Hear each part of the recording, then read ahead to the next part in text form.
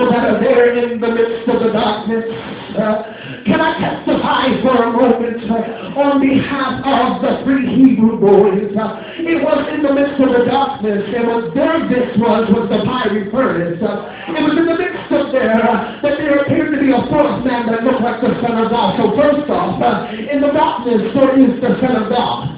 And the second person you must look for is the one that was in the beginning. He was in the garden. He was the one that was talking when he should not have been talking. Oh my God. It was the serpent. God did not create the serpent to talk. But we see that it's in Genesis 3 that the serpent begins to talk. Can I get any witnesses in the midst of the garden? You begin to hear someone whisper into your ear. You begin to hear someone call you back to the perversion in which the glory of the Lord has already brought you out of. Can you hear the person, the second person who is the devil, who is your adversary, that wants to steal, kill, and destroy? Can you hear him calling you back from the glory? Can you locate the glory in your darkness? Or are you just aimlessly walking in circles? And you find yourself year after year, after you've done jumped at the watch night service and says you made it, you find yourself year after year going around the same issue. Because you have not located the glory in your darkness. My brothers and my sisters, 2 Corinthians, back to the text, because I don't want anybody to think that I forgot about the text. But for this, so we've established that everybody doesn't have to do this. Okay? We've established that. For this light, okay, it's telling us that it's a light thing. Ooh, easier said than done. You don't know what my this is. You talking about his light? Paul, what you talking about? It's a light thing. This thing has overtaken me out more than once. How dare you tell me it's a light thing? When every time I turn around, it's literally gnawing at my mind, and it's summoning me back to the very thing that God has ripped out of me. And I find myself trying to undo the surgery that God has already done. Come on. How can you tell me it's a right thing? That's been running in my family for years. You talk about the light affliction. This generational curse been in my family for years. You talk about it's easy to break. That it's a light thing. You just hold on, baby. You don't know the night terrors that I deal with in pursuit of the glory of God. You don't know what I'm dealing with. You don't know the suicidal thoughts that cross my mind as I'm in pursuit of the glory of God. And it seems like this light thing keeps weighing on me. I think I'm going to completely lose it and find myself done. Find myself in an insane asylum. All because I wanted His glory. All because I wanted His glory. And the church folk are running around and they're saying, oh, happy day. You ask them what's wrong, and you're trying to get up and you say, what's wrong? And you're like, oh, I'm blessed. Can't nobody be real in the house of God. Everybody wants you to think everything's hunky-dory. Everybody wants you to think that everything is well. Oh, but then this is eating at them just like your fist is. Back to the text. For this light. Oh, this is light. I don't even want to know what heavy is. I don't even want to know what heavy is. Because there's sometimes I'll be up here ministering. Yeah, I'm telling myself. I'll be up here ministering, and I'm like, this is really not even worth it.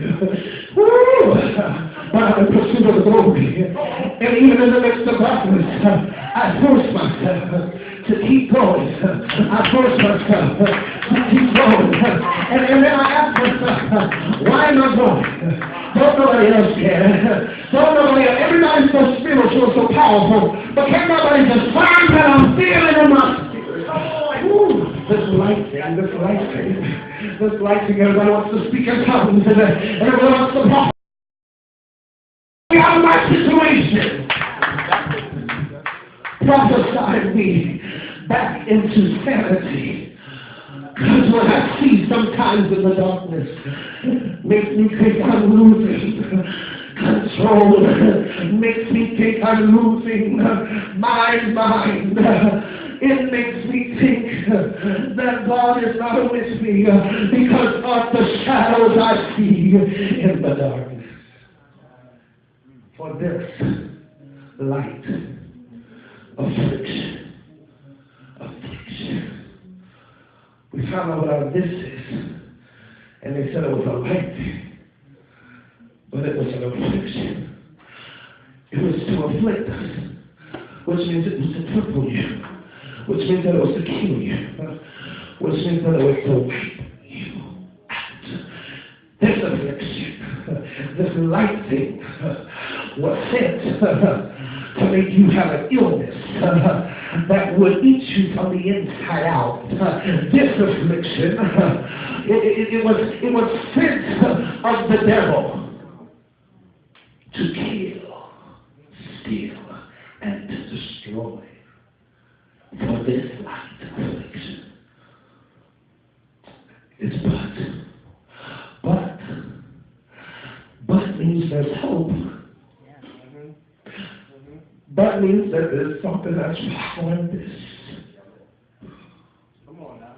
I looked up the definition of this, and this actually was saying this speaks of the thing that is getting ready to be after or to be changed. It's a momentary thing. When you say this, when you say the word this, it's a momentary thing. It's but for a moment. But means that there's life after this. That means that there's still hope to find the glory in my dark place. But means that this affliction isn't going to weigh me out. I may be in the ICU of the Spirit. I may be in the ICU of life. And I may be on the respirator and everything else under the sound of my voice, and it's keeping me alive because this has stopped my heart. This betrayal, this hurt, this letdown, this rejection, this abandonment has stopped my heart from beating. It's been broken into pieces. And so I find myself over the life support. And then all of a sudden I hear, but for a moment. What does that mean, but for a moment, my brothers and my sisters? What the text is saying on tonight to some of you is this, that yes, your this has been hard. And yes, it has taken you down a couple times. And it almost has taken you out. But there's life after this. But there's power after this. But for a moment, it's not going to be everlasting. It seems when you're in the darkness, have you ever been in a dark hallway walking and it seems endless? It seems dark. The dark hallway seems endless. You're like, when am I going to get to the end of the hallway? When am I going to get to the end of this? So darkness, well, what it does is it makes an illusion in your mind. It makes an illusion that you're going to be in this thing forever, because if you really turned on the light, you would see the right at the door. Oh, but in the darkness, in the dark place, it seems endless. So this momentary thing that we're talking about lets us know it's not going to last always. And then the text, go back to the text with me. It says, for this light affliction is but for a moment, and it works for us. It works for us. What does that mean? I want you to